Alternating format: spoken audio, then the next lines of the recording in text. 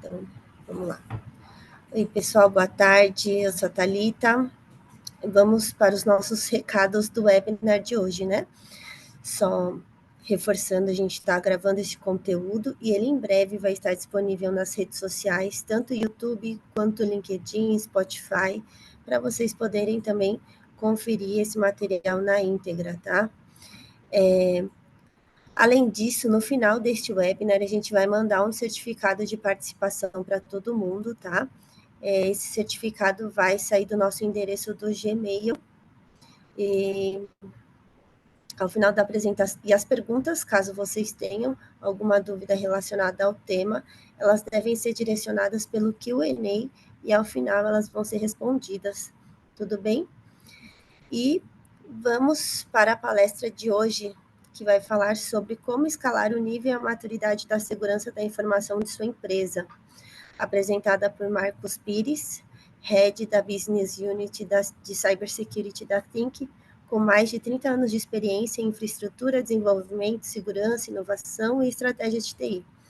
Ele foi o líder responsável por grandes projetos transformacionais em empresas como a CVC, IBM, FlexVision, Enderit, entre outras.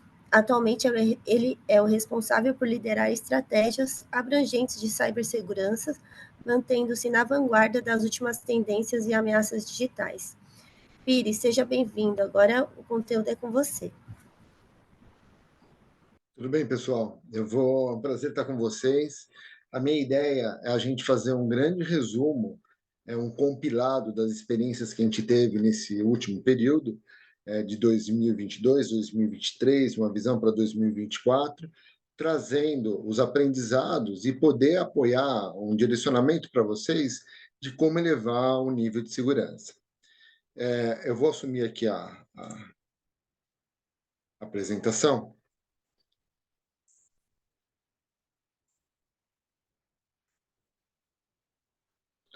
Ótimo. Acho que todos estão visualizando. Muito bom. Vamos lá. Sim. Pessoal, dentro dos desafios atuais, os modelos, né, de avaliação, o objetivo é conseguir trazer, de uma forma bem estruturada, quais os caminhos que a gente pode apoiar. Mas é importante a gente contextualizar esse processo. Por incrível que pareça, né, a gente sabe de todos os problemas que o ransomware nos traz, mas isso é o final do processo, já é o impacto que está acontecendo. Quando a gente faz uma avaliação de que 83% das brechas foram com atores externos, mas que 74% teve um envolvimento de um processo humano nisso, nos faz pensar o quanto que as violações, baseado em pessoas, seja na forma de ser o ponto de ação que está liberando a vulnerabilidade, ou do ofensor, que não é de uma forma necessariamente massiva, né, automatizada, nos faz pensar que tem muito trabalho a ser feito sobre a visão de risco humano. Alguns indicadores importantes que a gente fez um compilado, a gente tem uma área de inteligência que pega um volume muito grande de relatórios de vários fornecedores e visões de threat intelligence, e a gente fez um compilado que eu posso te dizer que daria pelo menos umas 100 folhas aqui de gráficos e análises para uma visão consolidada para a gente poder pensar que ainda, apesar do volume crescente de ransomware, a gente já tem um controle melhor sobre isso. Por outro lado, as brechas baseadas em pessoas, como o uso do phishing, têm mais que triplicado nesse ano, né? O que é importante a gente poder pensar de uma forma mais estruturada. Só trazer mais alguns dados para vocês desse panorama. Olha só, a parte de phishing e todas as suas variações de ataque, o BEC, por exemplo, hoje um dos processos que talvez vocês tenham vivenciado é, por exemplo, você tem uma invasão no teu sistema de e-mail.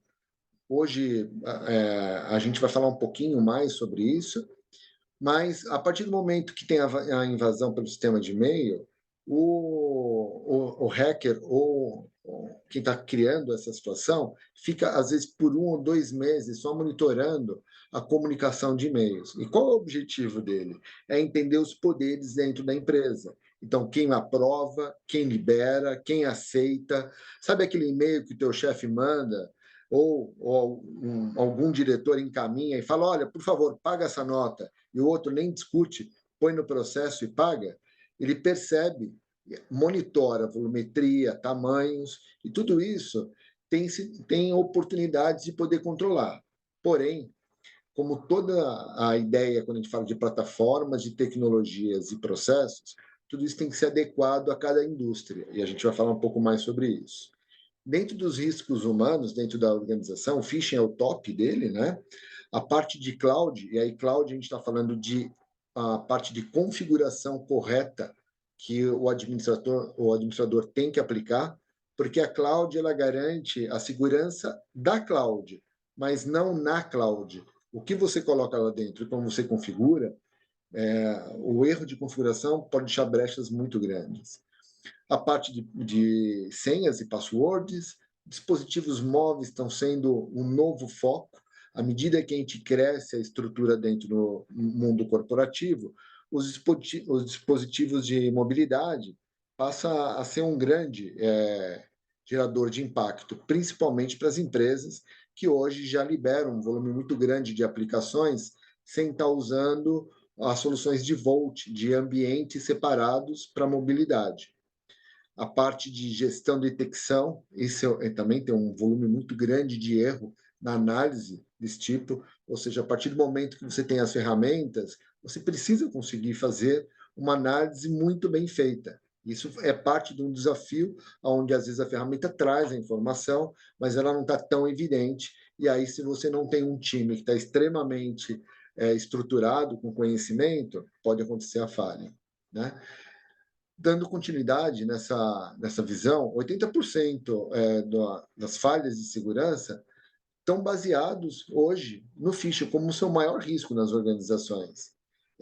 1 a cada 3 usuários, olha o número, ele é muito grande, clicaria num e-mail com um malware e um phishing contendo lá dentro.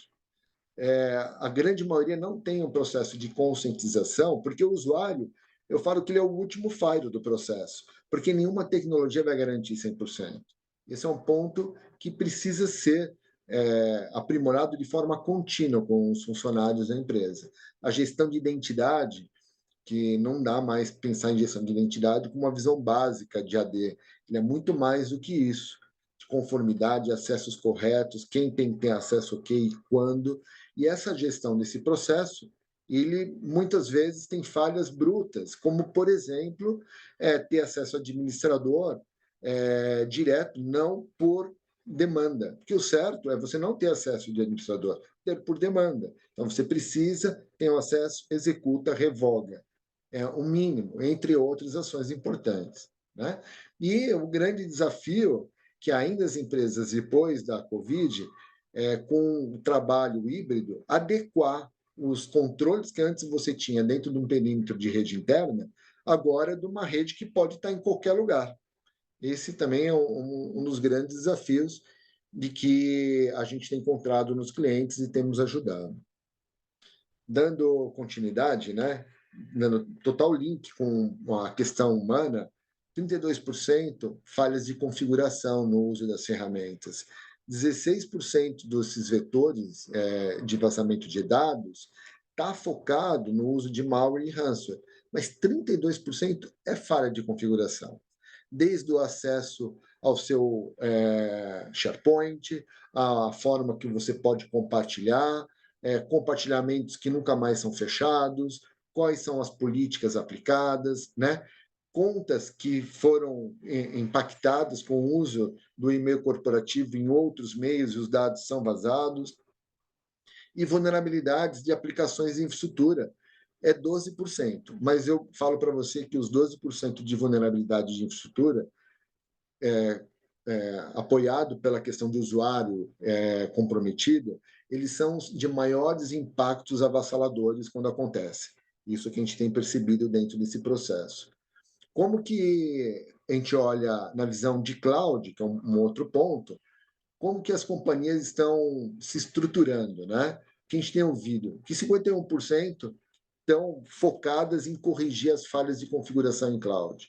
48% têm focado em aplicações que estão em uso, mas que podem ter fragilidades na forma como foi entregue, né? E boa parte das empresas ainda estão colocando boa parte do orçamento na defesa de malware. O ransomware ele gerou um trauma muito grande. Já se evoluiu bastante, a gente percebe que boa parte dos clientes estão com um bom escudo de controle sobre isso, mas ainda tem uma parte a ser definida.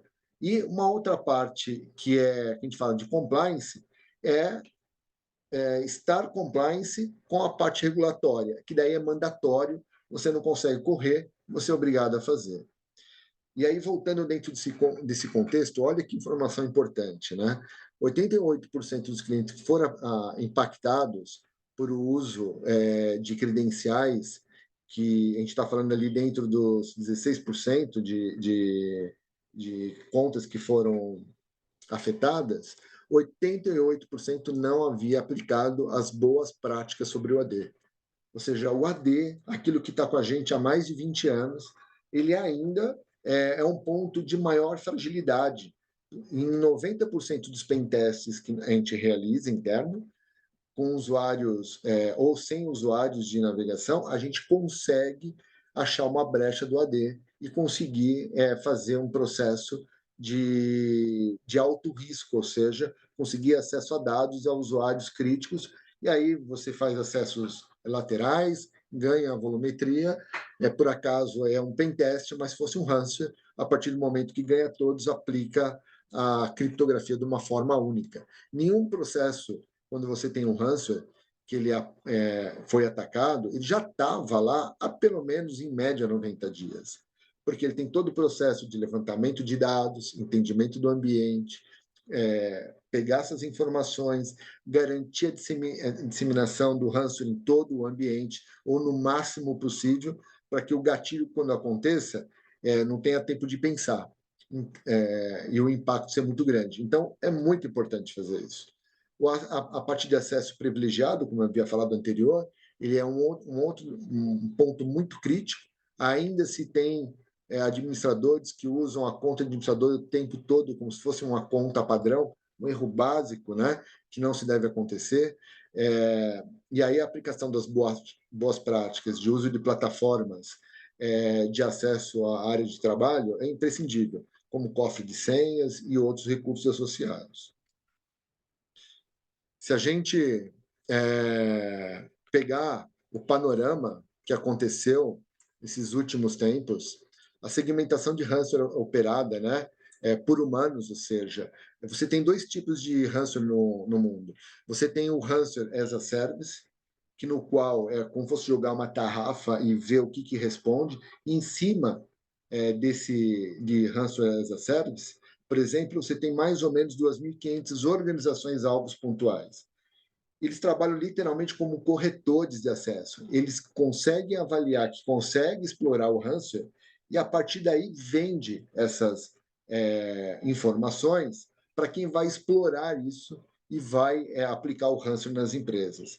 Desse volume de 2.500, em média, cai para 60 os alvos. Desses 20 são comprometidos com êxito, ou seja, ele conseguiu ter acesso, mas ainda não fez o disparo do ransomware de uma forma direta, né? E o foco desses ataques é o ganho financeiro. Então, são empresas de qualquer natureza, claro que tem os mercados mais focados, mas de qualquer natureza que tenha oportunidade de você, por exemplo, você vai estar lançando um produto novo no mercado.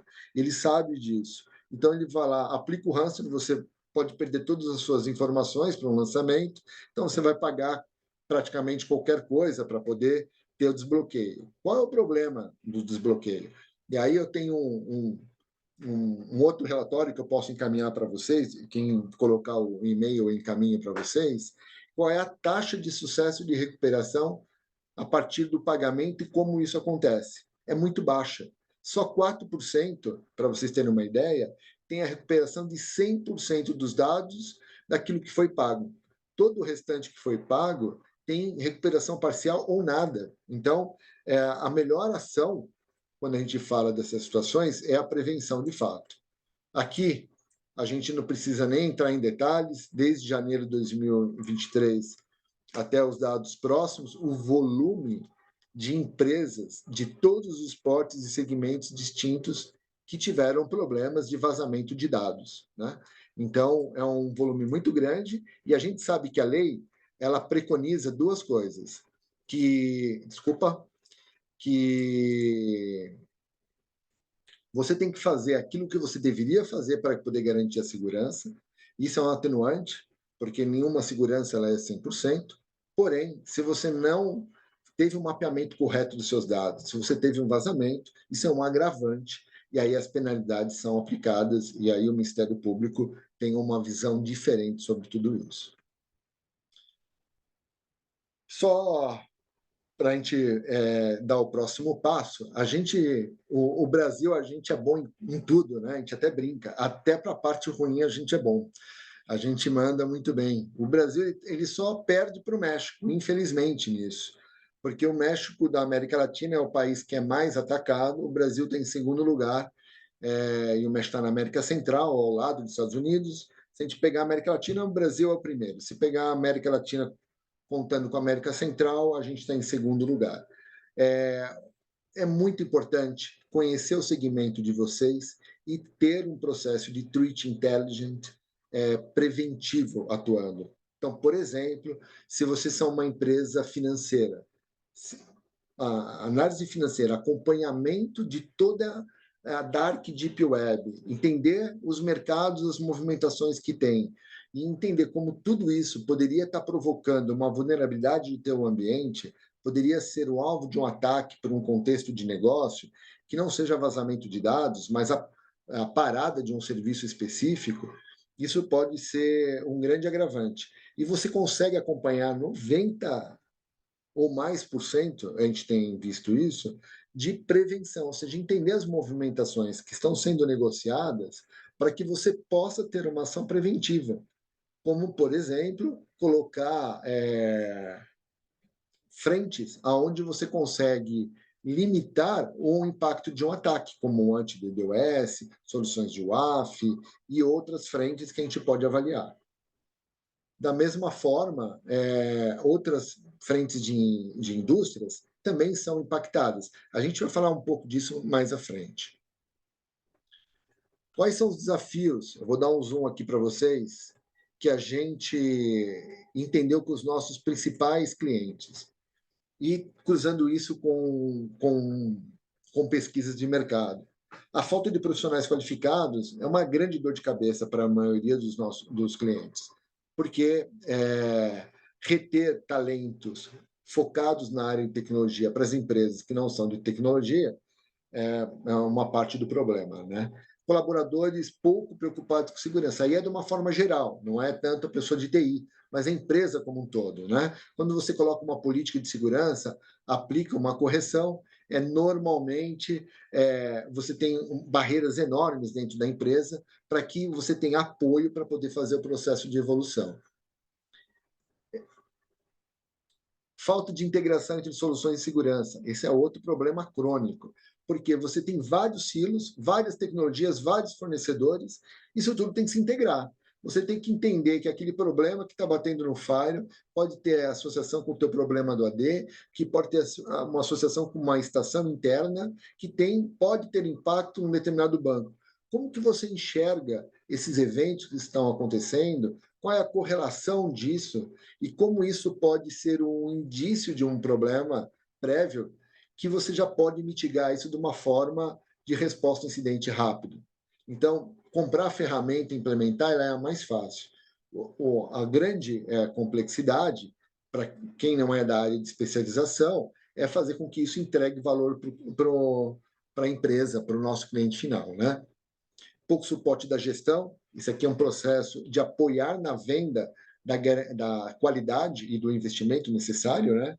Dados demais para analisar, como eu estava falando, se você pegar um CIEM básico e implementar e colocar todos os óleo lá dentro, analisar isso, performar e tomar decisão, costuma ser uma dor de cabeça para quem não tem as boas práticas, não respira isso 24 horas. Pouca automação para detecção de ameaças.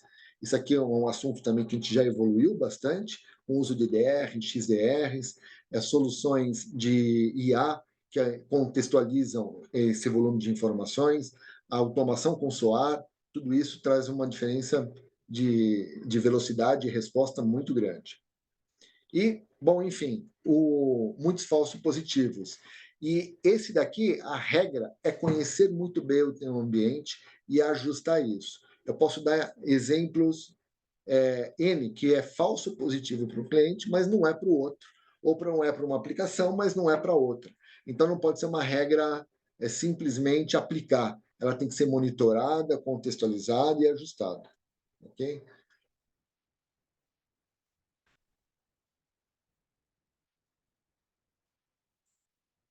Vamos lá. Pegando aqui um pouco da provocação, né, e de entendimento, a gente pegou um conjunto de ferramentas. Num slide mais à frente, não se preocupe, eu vou dar um zoom nesse círculo com as informações e eu vou te explicar em detalhe a nossa visão. Na visão, como que a gente organizou isso daqui usando as práticas do Gartner, né? Valor para a empresa, que é o fator de valor atribuído, ou seja, quanto que isso é fácil, entrega valor para a empresa e costuma resolver problemas com a entrega de capacidade, segurança para a empresa. Então, ele vai do menor para o maior. O quanto que a implementação tem risco, do baixo para o mais alto. E risco não quer dizer que a tecnologia é difícil. A adequação, muitas vezes, dos times e das pessoas do restante da empresa, que vai ser impactada, mesmo que positivamente, ou seja, tem mudança, e aonde tem mudança tem resistência, a gente classificou dessa forma e a gente vai mostrar isso para vocês.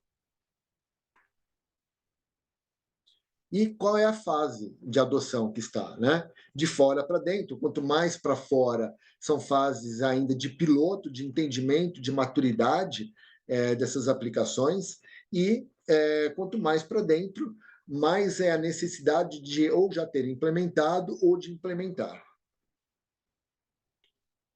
Dando um zoom, eu tirei as principais que estavam numa visão ainda futurística, para a gente poder dar um foco, e trouxe isso numa visão um pouco mais palpável.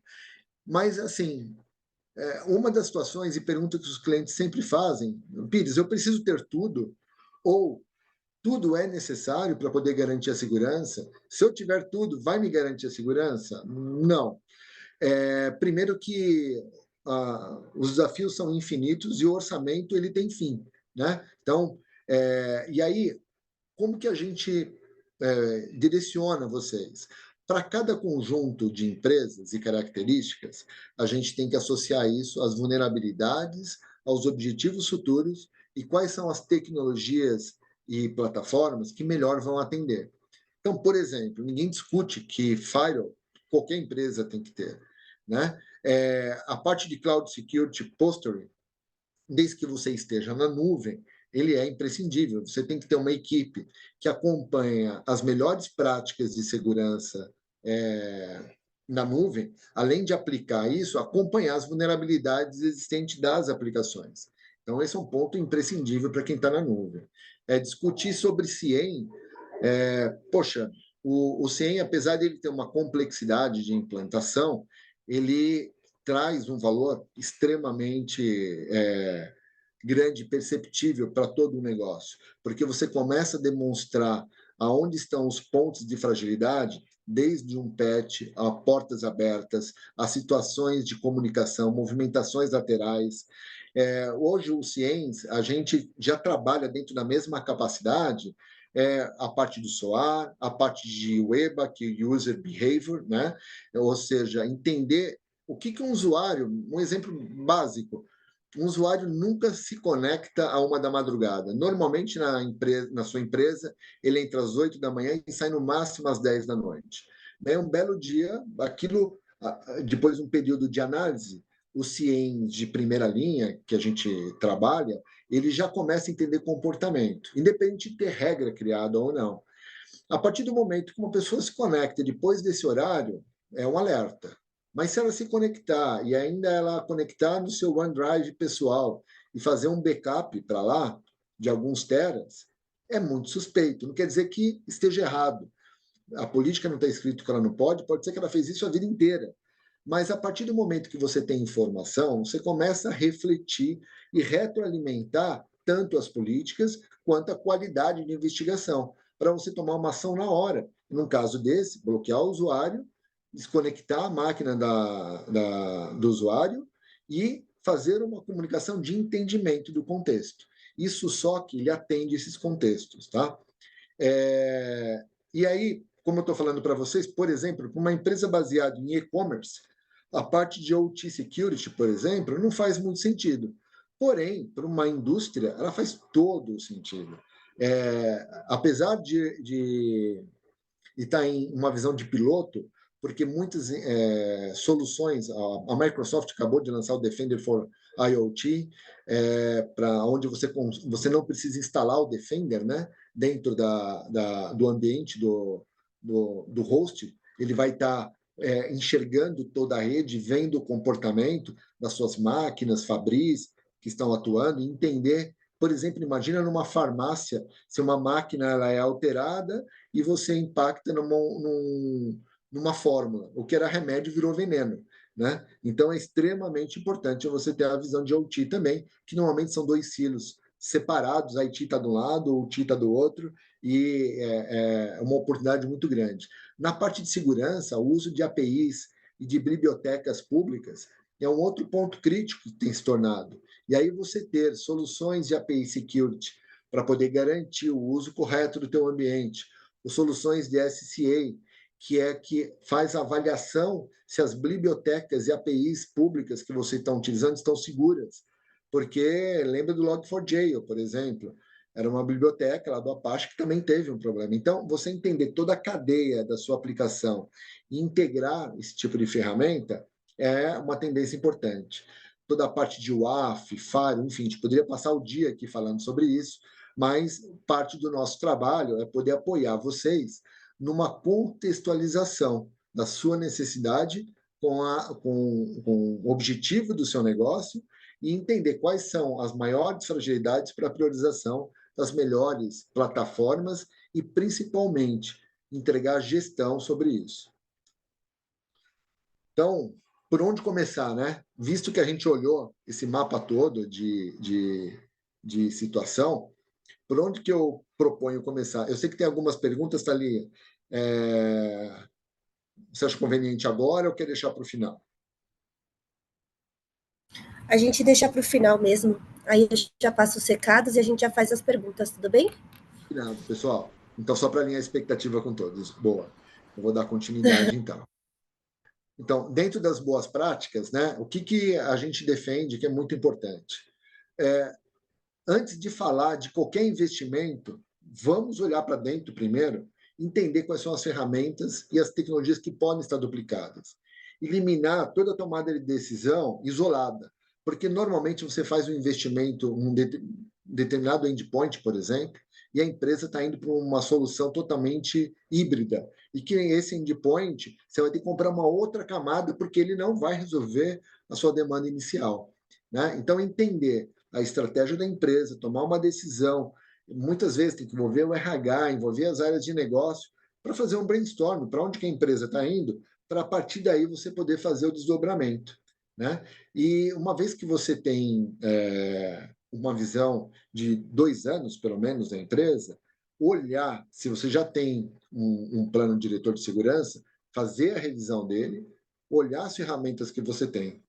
Parte desse trabalho, fazendo o dia a dia, junto com todas as demandas que as equipes internas já possuem, é meio difícil. Então, a gente propõe que você tenha um fornecedor com perfil de advisor, para poder identificar os recursos, as ferramentas de segurança, desbloquear o potencial inexplorado das ferramentas já existentes, para que use ela na sua totalidade, né? E aí, otimização de custo é a palavra, não redução de custo. porque a redução de custo ela pode impactar negativamente se não for feito de uma forma adequada, justa, redonda, realmente medindo os riscos. E aí é um papel importante do fornecedor de segurança, de cibersegurança, poder apoiar nessa visão, independente da plataforma. Como que a gente enxerga isso, tá? A gente divide em 3 pilares.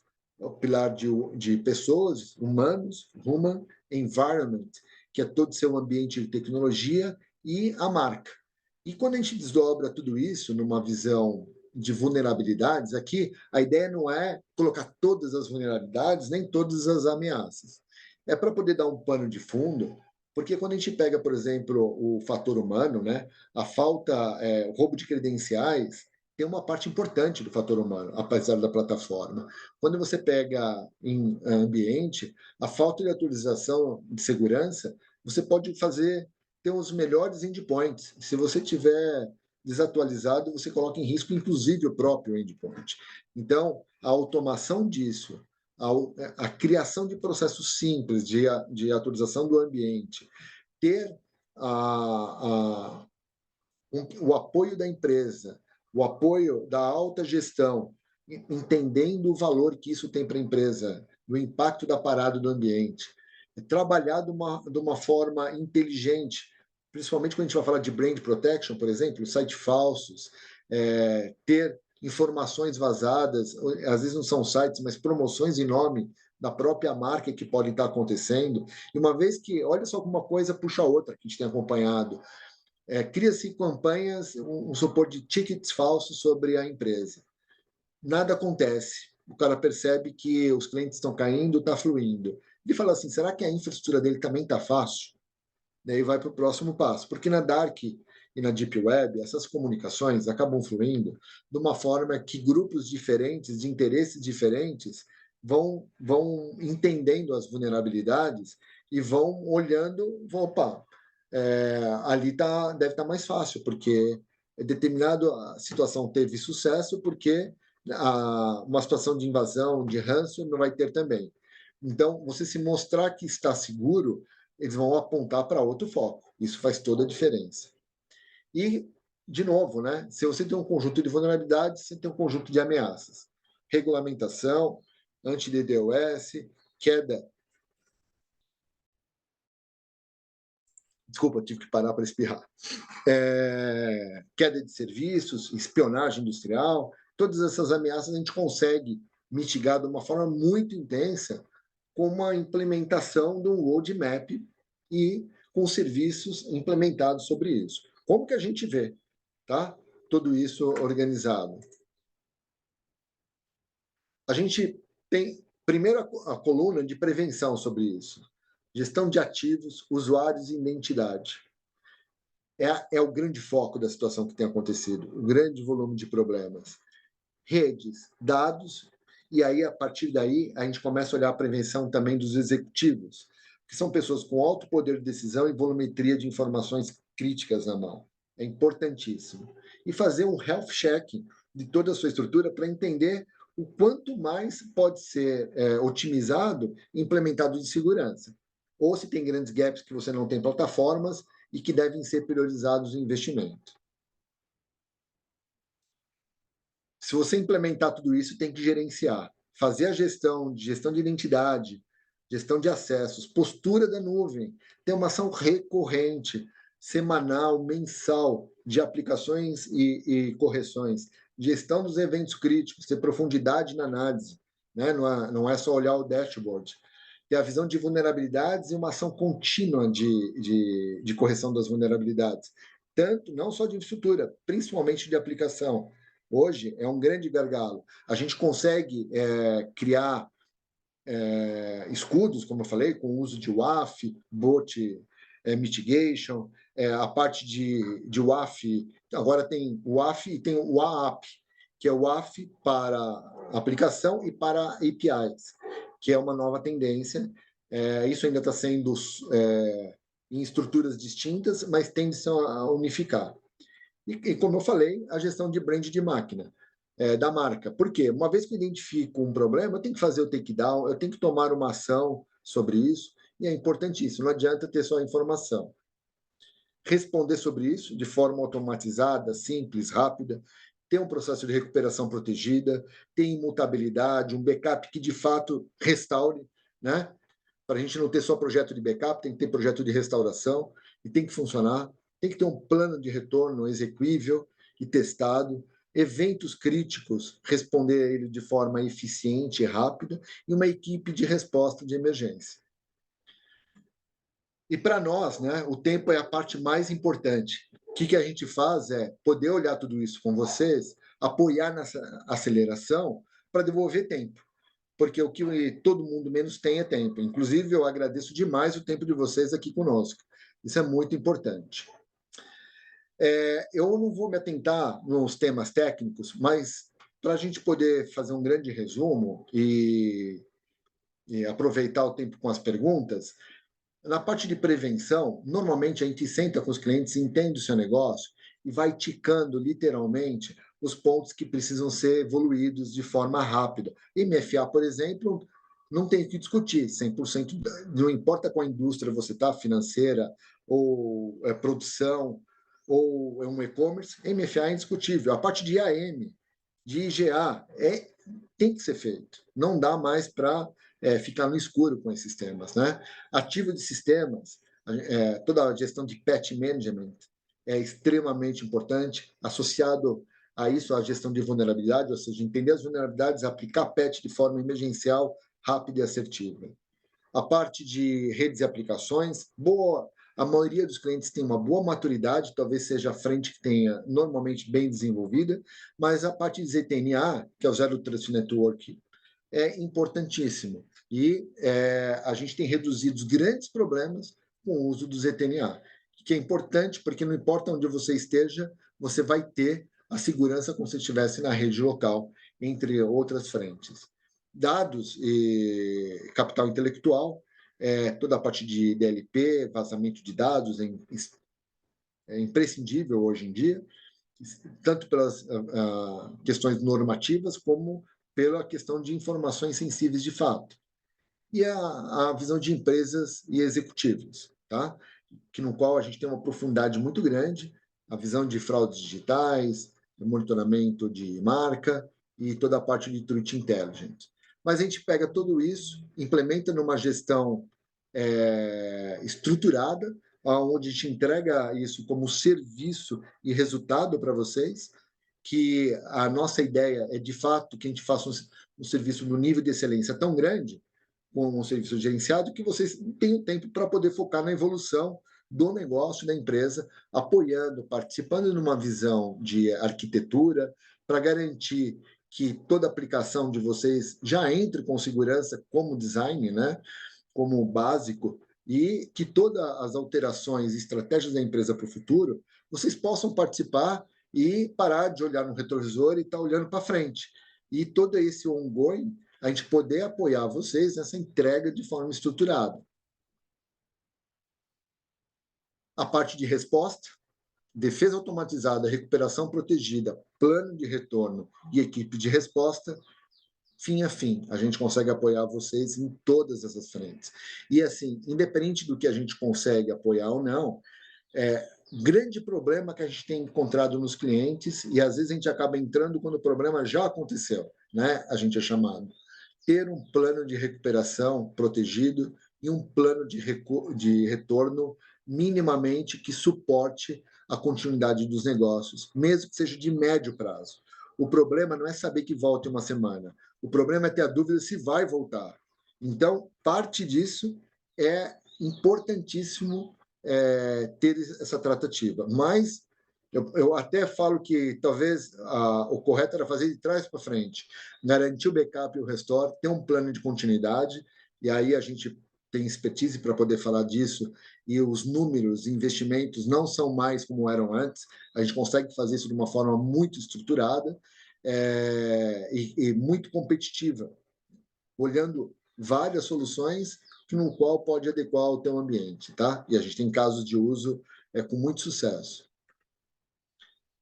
Para poder fechar o alinhamento com vocês, qual é a boa prática? Assim, conheça a si mesmo, né? Fazer um survey, entender nesse levantamento, a partir de entrevistas com os principais executivos da empresa, a situação atual, a partir do entendimento para onde quer ir, quais são os desafios, analisar os gaps, entender aquilo que tem, se aquilo suporta a necessidade futura, a maturidade desejada, fazer um benchmark comparando com o setor, porque tem que pegar tamanho, características, tipos, para poder ter similaridade no comparativo.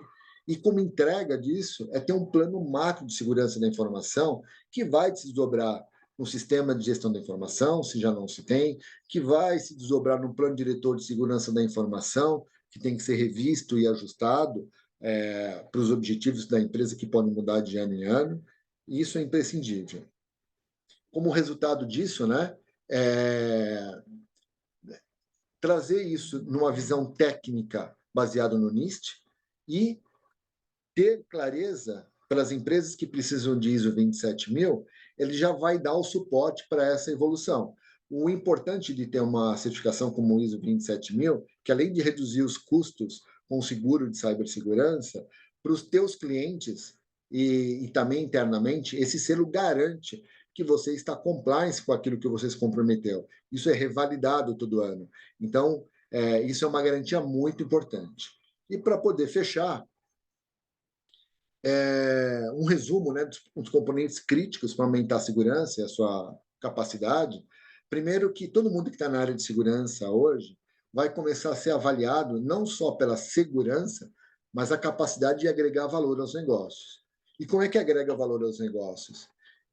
Fazer com que o processo de segurança não seja um entrave, mas seja um facilitador para poder fazer, para atender as necessidades do negócio interno. Seja para aquela nova aplicação que a gente olha e fala, nossa, isso aqui vai ter 1000 vulnerabilidades. Como é que eu faço para poder apoiar na arquitetura e, se tiver que entregar ele, por causa do time to market, muito rápido, como que eu vou ter os escudos e as proteções e os monitoramentos até que isso se torne uma aplicação mais sólida, mais consistente? Até porque você vai ter que manter esses escudos. Mas muitas vezes você tem que colocar eles à frente, porque você sabe que a aplicação ainda não tem a maturidade, você tem que viabilizar o negócio. Né? Você tem que ter o suporte de um parceiro para poder implementar, é importante, porque dentro de casa tem os riscos de perder o foco da entrega e fazer uma entrega mediana, e aí não é culpa de ninguém, é a dinâmica de como as coisas acontecem. Participar numa visão planejada de arquiteto, gerar os relatórios, modificar a necessidade caso os fatores alterem, tanto interno quanto os externos, dos objetivos, e ter um programa de organização de atividades. Se você não tiver um programa, o que você vai ter ali é um apanhado de projetos, porque um programa ele tem um objetivo maior de trazer a segurança, de entregar uma plataforma como, por exemplo, um novo e-commerce que você vai estar atuando. Se você vai colocar um e-commerce, você tem que ter Threat Intelligence, você tem que ter WAF, você tem que ter SOC, você tem que ter antifraude para as suas transações financeiras. Tudo isso é um arcabouço dentro disso.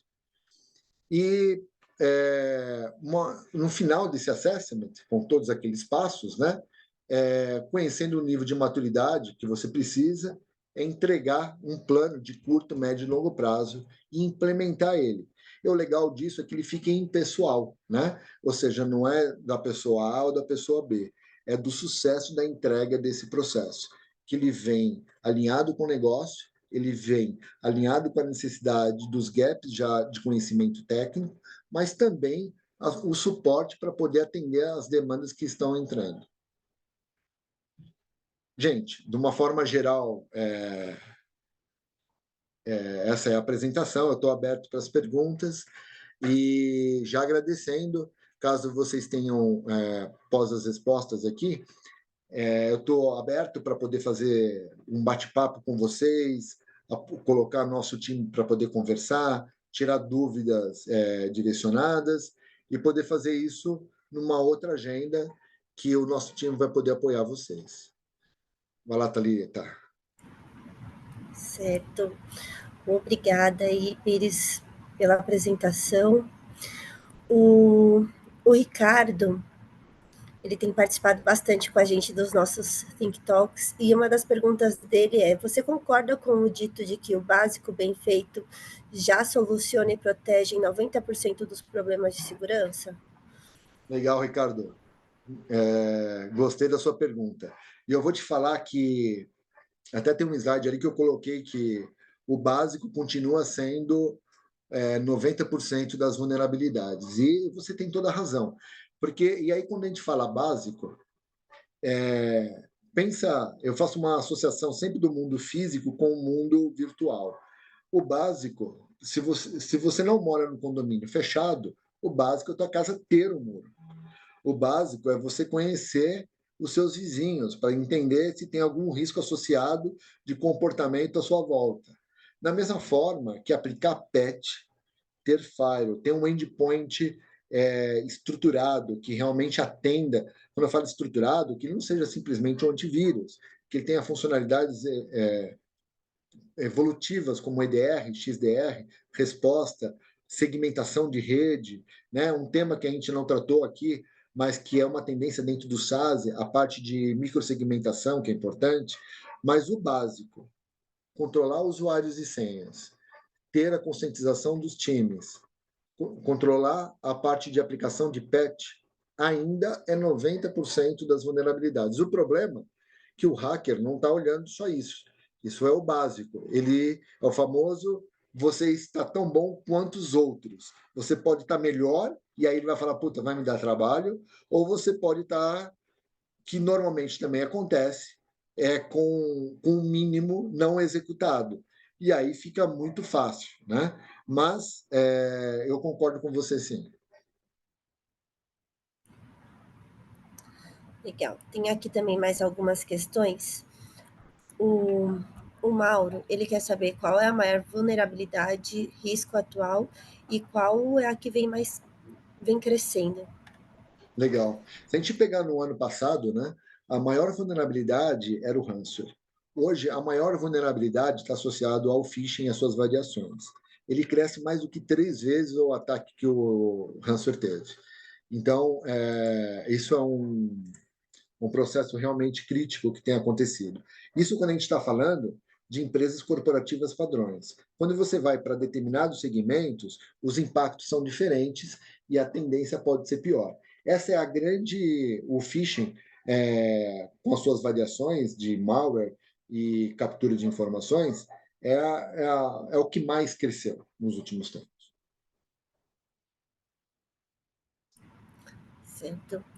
E aqui tem um complemento, né? Diferentes indústrias têm diferentes vulnerabilidades ou elas são as mesmas? Boa pergunta. Dentro desse contexto, se a gente pegar, por exemplo, uma indústria, quando a gente fala indústria, são segmentos, acho que esse é o tema. Então, por exemplo, uma indústria do segmento farmacêutico, ela tem um risco. O risco dela pode ser maior se ela tem dados de pessoas de CPFs.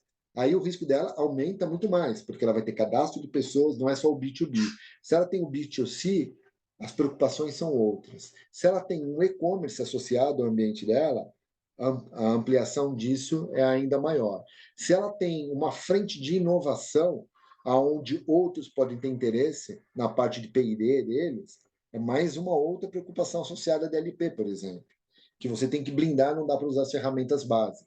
Tem que fazer toda uma parte de microsegmentação, segmentação, separação, né? Políticas mais rígidas para poder controlar o uso e o acesso à informação. Da mesma forma que o setor financeiro é totalmente aberto para a internet, e aí o investimento tem que ser massivo, tanto na qualidade de subida de código, quanto nos escudos, como o uso de WAF, Bolt Management, toda a parte de distribuição, gestão de postura de uma forma de cloud, de uma forma intensa. Então, sim, cada indústria, cada segmento tem desafios diferentes, mas a base é a mesma e o que muda é o investimento acima. O Maurício, ele parabenizou, né, pela sua apresentação E a pergunta dele é a seguinte: sabemos que não existe uma bala de prata para resolver o problema de segurança, mas na sua visão, qual a ordem de prioridade para as ações de proteção? Legal, Maurício. Se a gente pegar, é como se fosse uma pirâmide de Maslow, né? Então, eu começaria primeiro com uma visão de boas práticas. Assim, se as boas práticas baseadas no teu ambiente estão aplicadas. Esse é o primeiro ponto. O segundo ponto, uma vez que aplicação de patch, uso mínimo adequado das identidades, gestão dos seus ativos. Quando a gente fala gestão de ativo, não é saber o hardware, é saber aonde a sua base de dados mais crítica está, onde estão as suas aplicações, que local que está armazenado suas informações. Isso são ativos da empresa que elas precisam estar sendo mapeadas de conhecimento para que você possa avaliar o impacto dela no contexto. A partir daqui, toda tirando a base, né, como a gente repassou, a partir daqui tem que fazer ações específicas de cada contexto. Essa é a visão. Mas assim, não tem bala de prata. Hoje o que vocês não podem abrir mão, só reforçando, gestão de identidade, gestão de vulnerabilidade, ter um centro de serviços que possa estar monitorando o ambiente 24/7, porque quando a gente dorme, o chinês acorda lá, a ucraniana está acordando logo depois e a gente está dormindo. Então tem que ter uma operação 24/7 para poder entender tudo o que está acontecendo sobre o seu ambiente para que as ações sejam tomadas a zap. Isso tem evitado grande catástrofe. E, por último, o básico do básico, como eu já falei, é garantir que você tenha um processo de retorno. Porque se você fizer tudo certo, não quer dizer que o problema não vai acontecer. Ele é menos provável. Mas se acontecer, você tem que ter um plano de retorno execuível. E tudo isso a gente pode ajudar vocês. Certo. E para finalizar aqui, tem mais um comentário aqui da Ellie, de parabéns pela apresentação e pelos pontos abordados que são de extrema relevância. E a gente tem também mais uma última pergunta referente ao serviço de SOC como central de operações de segurança. É difícil a implementação? O custo é alto? Legal. Assim, o serviço de SOC, ele já foi um custo muito mais alto. O que acontece, e aí é o trabalho nosso como advisor, é poder separar quais são as informações que merecem estar sendo passando por um CIEM, por exemplo, porque nem toda informação tem a riqueza e a necessidade de cair num data lake para ser analisado, para depois poder gerar os eventos para análise. Esse é um ponto importante. Então, assim, a implementação ela não é muito complexa, ela requer maturidade. Então, a implementação do SOC, em 3 meses, você já tem resultados, em 6 meses, você já tem o ciclo de melhoria, de revisão, e normalmente em 1 ano você atingiu a maturidade, aí é o plano de melhoria constante que acontece de alteração no ambiente. Mas requer a maturidade e acompanhamento dessas fases, que a gente ajuda muito os clientes. Porque o SOC ele era um processo muito caro, porque se colocava um volume muito grande de informações não otimizadas, não filtradas, que no qual gerava um custo de análise muito grande, seja DPS ou de gigas de processamento. E que, por sua vez, gerava um volume absurdo de falsos positivos, que inviabilizava o custo do cliente. Então, a forma de trabalhar, a gente tem a solução para isso. Certo. Então, eu acredito que seja isso. Muito obrigada mais uma vez, Pires, pela sua participação. Eu tenho alguns recados antes da gente encerrar aqui, né? Esse conteúdo, como vocês sabem, está sendo gravado e vamos disponibilizá-lo no YouTube, Instagram, Spotify. Ele também fica disponível no nosso site, www.grupothink.com.br, né? E o Ricardo também tinha perguntado se a gente vai disponibilizar essa apresentação, né? Quem precisar dessa apresentação é só enviar um e-mail para o marketing@grupothink.com.br que a gente compartilha o material sem problemas, tudo bem? Além disso, temos também um certificado de participação para todos que estiveram com a gente durante este webinar. Ele vai sair do e-mail thinkatmarketing1@gmail.com, tá bom?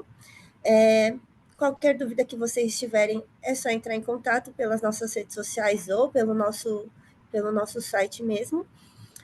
E é isso, muito obrigada e até a próxima.